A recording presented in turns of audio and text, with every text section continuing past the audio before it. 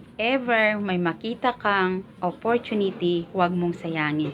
Grab agad. May kapital malamang kasi negosyo ito. Wala akong pera. Matagal ka nang walang pera. Sige pag-ipunan ko. Hanggang ngayon, wala ka pa ding ipon. Ginagawa na yan ng paraan. Pag may opportunity, test mo to sa self. Pag may opportunity na na-feel mo, na kaya mong gawin at na-feel mo na dito pwedeng magbago ang buhay mo, it's a test kung paano ka gumagawa ng paraan. Bakit? Pag may emergency sa pamilya, nagagawa natin ng paraan, di ba? Why? Emergency, nagkakaroon ng urgency. Samantalang ito, opportunity. Kahit wala kang pera, kaya mong gawa ng paraan in less than an hour.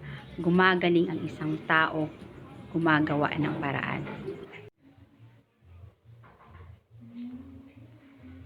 Hala? Ba't wala?